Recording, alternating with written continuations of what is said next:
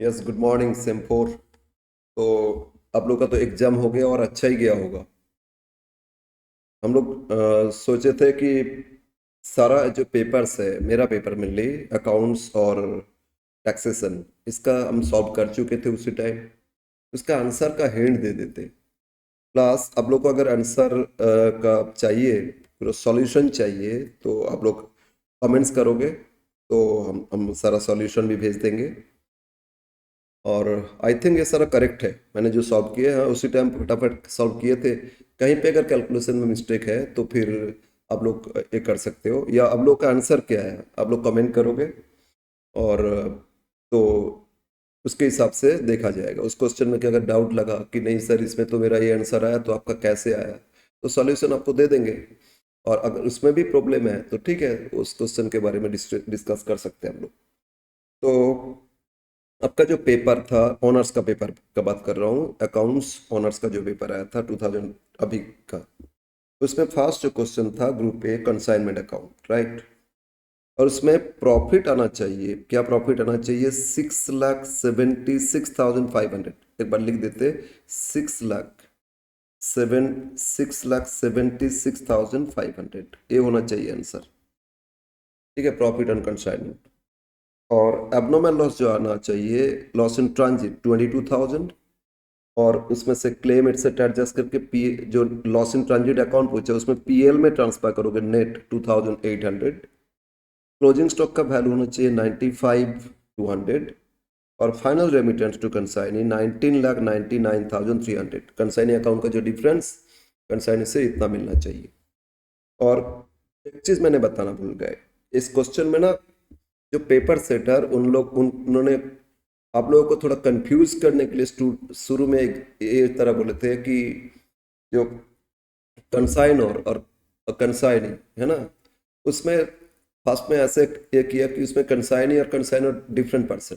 बाद में एक्सपेंसेस भेजे, शर्मा पे किए खर्चा, फिर बाद में भी रिसीव किए शर्मा। वो एक्चुअली क्वेश्चन गलत दिए थे, क्वेश्चन गलत दिए थे, लेकिन जो भी थोड़ा बहुत आइडिया होता है नीचे जो क्वेश्चंस में लास्ट में जो पूछा गया, consignment, Sharma account in the books of मतलब कंसाइनर, वो आपको ठीक दिया था। तो मतलब लास्ट लाइन के हिसाब से क्वेश्चन समझ के कर लेना चाहिए था। बट फिर भी पेपर सेटर को थोड़ा सा ही होना चाहिए था। ट्विस्ट करने गया तो खुद खुद ही बोल्ड हो गया, क्लीन बोल्ड हो गया, ऐसा बात हुआ। यार, तो इसका आंसर यही होना चाहिए। आप लोग का क्या है, आप लोग कमेंट करोगे तो और अगर डिफरेंट आया तो भी बताओगे क्यों आया आपका। ठीक है, यस। क्वेश्चन 2, सेकेंड क्वेश्चन आता है इंश्योरेंस क्लेम से लॉस ऑफ स्टॉक। ठीक है, loss of stock loss of profit दोनों से ही आया था। इसमें रेट ऑफ जीपी आएगा 20%।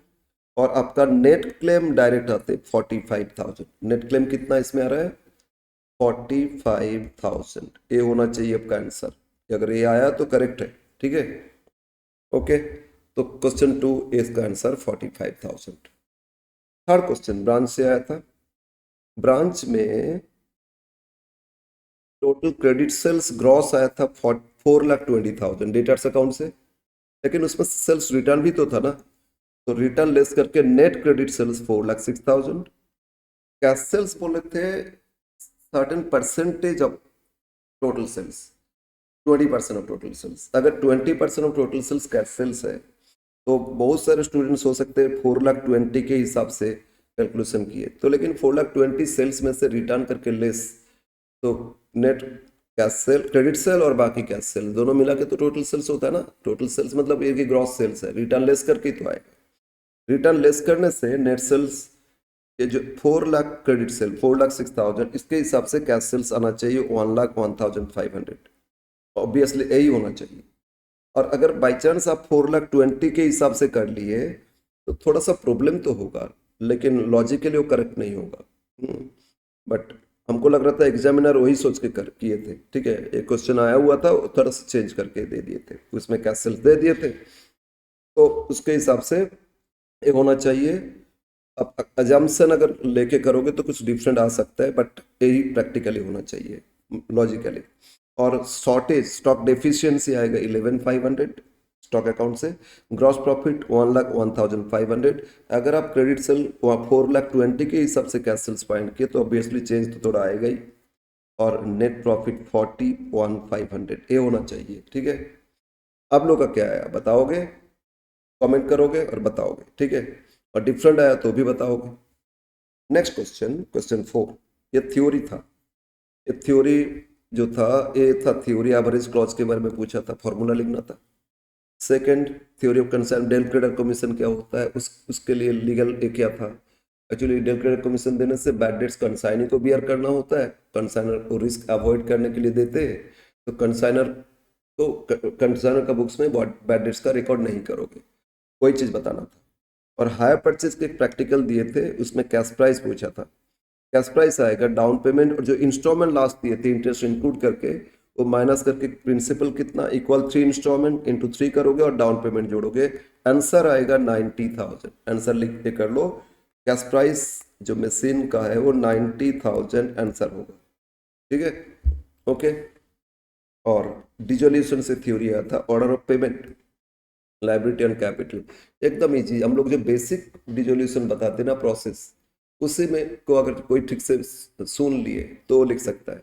इसमें बोला था एक पार्टनर को डिमांड किया, अपना अपना कैपिटल पहले डिमांड किया लोन से पहले, और लोन भी प्रोवाइड किए थे, लेकिन सीक्वेंस से बोलते पहले एक्सटर्नल लायबिलिटी एक्सपेंसेस पे करोगे, इसके बाद पार्टनर्स कैपिटल रिपे किया जाएगा, और फाइनली पार्टनर्स लोन रिपे किया जाएगा, और फाइनली कैपिटल रिपे किया जाएगा। तो उसमें वो एक्स्ट्रा प्रायोरिटी दे रहा था कैपिटल पे, तो उनका जो क्लेम है वो जस्टिफाई नहीं होगा। ठीक है, बस उसी को लिखना था। नेक्स्ट, ये तो टोटल थ्योरी था, और हम लोग रिवीजन में जो रिवीजन सीट है उसमें दिए थे हायर परचेज इंस्टॉलमेंट परचेज का डिफरेंस, और प्रोफॉर्मा इनवॉइस कंसाइनमेंट में दिए थे। तो ये सारा नोट्स ये जो दिए थे वो आपका एग्जैक्टली वही आंसर तो यही दे दिया। ठीक है, इसका आंसर हम इसमें नहीं लिखे। अब ग्रुप बी में आ जाओ। ग्रुप बी में फर्स्ट था डिपार्टमेंट। डिपार्टमेंट में ग्रॉस प्रॉफिट फर्स्ट डिपार्टमेंट का कितना आएगा, 1,53,000। फर्स्ट डिपार्टमेंट का कितना आ रहा है, 1,53,000। और डिपार्टमेंट बी 1,47,300, ऊपर मैंने लिख दिए फिर अलग से। डिपार्टमेंट बी का ग्रॉस प्रॉफिट 1,47,300। ठीक है, net profit of department A 36,500, net profit of department B 56,900। ठीक है, और ओवरऑल बिजनेस का नेट प्रॉफिट जनरल पीएल से आएगा 82,400। ये हो गया आंसर। ठीक है, फिर आप लोग का क्या आया, आप लोग का जो भी आया आप लोग एक बार कमेंट करोगे। ठीक है, next question 7 loss of profit से था, लॉस ऑफ प्रॉफिट से। ठीक है, इसमें शॉर्ट सेल्स 1,80,000 आना चाहिए, रेट ऑफ जीपी 30% होता है, loss of gross profit 54,000, additional cost of working 7,500, total loss 60,000 और net claim 50,000। Net final answer आपका ये आना चाहिए कितना, 50,000 net claim for loss of profit. Okay, question 8, question 8 था आपका हायर परचेज का क्वेश्चन, पार्शियल रिपोजिशन था। तो book value of mini trucks जो एट द एंड एक रह गया ना, 3 ट्रक्स में से 2 तो सरेंडर हो गया था, रिपोजिस कर लिए थे, एक जो रह गया था उसका वैल्यू होना चाहिए at the time of surrender, मतलब जो एसेट्स अकाउंट बनाया था मिनी ट्रक अकाउंट, उसका क्लोजिंग बैलेंस कितना होना चाहिए, 3,37,500। कितना होना चाहिए, 3,37,500, राइट। और फिर सरेंडर वैल्यू जो 2 ट्रक सरेंडर हो गया था उसमें वैल्यू आएगा 3,45,600। कितना सरेंडर वैल्यू आंसर आना चाहिए, 3,45,600, राइट। ओके, और सरेंडर हो गया तो बायर का लॉस कितना है, loss on surrender of buyer 3,29,400। और final settlement to vendor, vendor के साथ वो सरेंडर होने के बाद जो बाकी ड्यू था ना वो 6 मंथ्स आफ्टर वो पेमेंट कर दिए थे, उसमें आंसर होगा 349,988, 987.5, 988 जो भी लिखो। ठीक है, ठीक है, ये होना चाहिए। और इंटरेस्ट जो कैलकुलेशन करोगे, फर्स्ट इंस्टॉलमेंट में 2,25,000, सेकेंड में 150, थर्ड में 75, इसके बाद उन्होंने फेल किए थे। उसके बाद फाइनल जो सेटलमेंट उसमें इंटरेस्ट आएगा 6 महीना का 20588। ठीक है, यस, ये था आपका हायर परचेज का क्वेश्चन। हायर परचेज सब एक दो दिए, एक तो उसके साथ थ्योरी भी दिए थे, कैश प्राइस पूछा था, और इसमें एक लॉन्ग क्वेश्चन दिए थे, राइट। क्वेश्चन 9 ये आपका पीसमेल डिस्ट्रीब्यूशन से आया था। Absolute surplus capital T, S T और आर एस टी, ये 3 पार्टनर था। एब्सोल्यूट सरप्लस टी में आ रहा था 5,000, रिलेटिव सरप्लस टी, एस और टी में 4,000 और 2,000, और रिलाइजेशन लॉस आएगा 21,000। रिलाइजेशन लॉस फाइनली कितना रहा है? 21,000, राइट। और इसमें loss of R 10,500, ratio wise loss of S 7,000 और टी 3,500। ओके, नेक्स्ट क्वेश्चन 10, ये लास्ट क्वेश्चन। ब्रांच, ब्रांच से आया था होलसेल रिटेल, है ना, हेड ऑफिस ब्रांच का तो करना था combined trading PL. Gross profit head office का 7,40,000, हेड ऑफिस का ग्रॉस प्रॉफिट कितना आ रहा है? 7,40,000, और ब्रांच का आया 77,500, ब्रांच में gross profit 77,500, right. Closing stock branch में मिसिंग था, that should be 59,500 invoice price, wholesale price के हिसाब से। और नेट प्रॉफिट हेड ऑफिस में आएगा 6,92,000, अब ब्रांच में 53,000। ये हो गया आपका answer of accounts same 4 latest exam का, ऑनर्स का। ऑब्वियसली आप लोगों का क्या है, आप लोग कमेंट करोगे, आप लोग कमेंट करोगे, और कहीं पे भी आंसर गलत है तो उसके हिसाब से आप बोलोगे कि नहीं मेरा गलत है या नहीं। आप लोग का डिफरेंस है, डाउट्स है, आप लोग कमेंट करोगे तो हम लोग उसका रिप्लाई देने का कोशिश करेंगे। और क्वेश्चन सारा मैंने सॉल्व करके रखे हैं, आपको आप लोग को चाहिए आंसर तो हम लोग प्रोवाइड कर देंगे। जिस क्वेश्चन में डाउट लग रहा है वो बोलोगे, वो हम लोग प्रोवाइड कर देंगे। ओके, तो आगे हम लोग फिर टैक्स का भी आपको आंसर दे देंगे, ठीक है। तो आप वीडियो यहीं पे रखते हैं। आप लोग को अगर अच्छा लगे तो ऑब्वियसली आप लोग क्या करोगे, सब्सक्राइब करो, तो एटलीस्ट सब्सक्राइब करो, और हम लोग का व्हाट्सएप ग्रुप ज्वाइन करो, टेलीग्राम ज्वाइन करो, आपको बेनिफिट मिलेगा। हम लोग को ज्वाइन करके आप लोग को बेनिफिट ही मिलेगा। जितना दिन स्टडी करोगे, हायर स्टडी जो भी हो, आपको बहुत सारे इंफॉर्मेशन हम लोग देते रहेंगे। तो यस, और हम लोग 5th सेमेस्टर भी रिसेंटली शुरू करने जा रहे हैं कुछ दिन के बाद। आप लोग डिसाइड करो। ऑब्वियसली 5th सेमेस्टर में जो कॉर्पोरेट अकाउंट्स है वो हम गारंटी दे सकते हैं। कॉर्पोरेट अकाउंट्स सबसे मतलब स्टूडेंट लोग को फियर रहता है, लेकिन वो फियर नहीं रहेगा अगर शुरू से आप क्लास करोगे। ऑफलाइन क्लास इसीलिए बोलते हैं, ऑफलाइन क्लास में फेस टू फेस इंटरेक्शन होता है, और हम लोग का कोर्स फीस इतना सारा मिला के जो चार्ज करते हैं वो एकदम नेग्लिजिबल। सोचो 2,400 500 ही मान लो, 2,400 में आपको ये ऑल पेपर्स दिया जा रहा है। और ऑल पेपर्स में अगर 2,500 वो भी 6 मंथ्स का, ठीक है, पूरा एग्जाम तक आपका, तो उसमें कुछ एक्स्ट्रा नहीं है। एग्जाम तक हम लोग कोशिश करते हैं आपको हम लोग के साथ अटैच रहने का, मतलब आप लोग के साथ अटैच रहने का।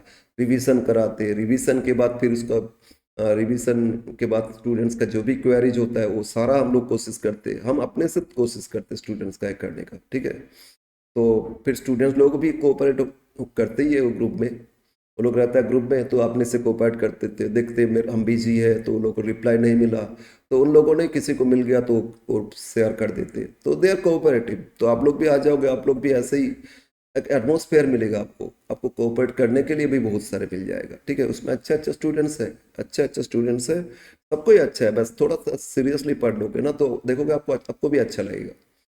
थोड़ा सा स्टडी के टाइम सीरियस होके पढ़ो, देखो कितना अच्छा लगेगा, और आपका रिजल्ट जब अच्छा होगा और एट ए टाइम क्लियर करते जाओगे, आपका ही तो अच्छा है ना। आपका अल्टीमेट खर्चा भी कम होगा, आपको अल्टीमेट बेनिफिट मिलेगा। सोचो 6 महीना में अगर हम लोग 2,400 ले रहे हैं तो पर मंथ कितना हो रहा है? 400 रुपया, और 400 रुपया में सारा पेपर, तो पर पेपर के हिसाब से देखो हम लोग कुछ चार्ज ही नहीं कर रहे। तो इवन आजकल का क्लास 4, 5, 6, 7 में भी कोई ट्यूशन पढ़ाते उसमें भी तो उससे ज़्यादा लेते। तो हम लोग का चार्जेस एकदम मिनिमम है, और अब क्वालिटी को लेके हम लोग कंप्रोमाइज नहीं करते। तो हम लोग जो भी देंगे अपनी तरफ से कोशिश करेंगे बेस्ट देने का। हम कभी नहीं बोलते आई एम द बेस्ट, हम कभी नहीं बोलते, क्योंकि हम लोग टीचर होके भी हम लोग को लास्ट डे तक सीखना पड़ता है। जिस दिन हम सोचेंगे हम सब कुछ सीख लिए ना, उस दिन से मेरा डाउनफॉल शुरू हो जाएगा। हम लोग भी सीखते हैं, आप लोग को पढ़ाते तो उसमें भी सीखते हैं, ठीक है ना। और क्योंकि ये स्टैटिक नहीं है, ठीक है, ये चेंज होता रहता है, डायनामिक। Education is dynamic. आगे जितना भी हम लोग आप लोग को पढ़ाते जाएंगे हम लोग भी सीखते जाएंगे, चेंजेस आएगा। टैक्स में तो देखो ना ऑलवेज चेंज आता रहता है। तो ये नहीं हुआ, बहुत कुछ बोल दिए। आप लोग हम लोग को फॉलो करो, हम लोग को सब्सक्राइब करो, और हम लोग के अटैच हो जाओ, ठीक है। जल्दी हम लोग 5th सेमेस्टर लेके आ रहे हैं। अब सेमेस्टर आप कैसे भी करो, आप ऑनलाइन क्लास ले सकते हो, रिकॉर्डिंग क्लास ले सकते हो, ऑफलाइन ले सकते हो, ठीक है ना। एज यू विश, आप एक करो। और आई थिंक इतना मिनिमम कोर्स फीस में आपको कोई इतना अच्छा कंटेंट कोई नहीं देगा। एनीवे आप लोग जुड़े रहो, ठीक है। तो रखते हैं आज आप लोग हम लोग के साथ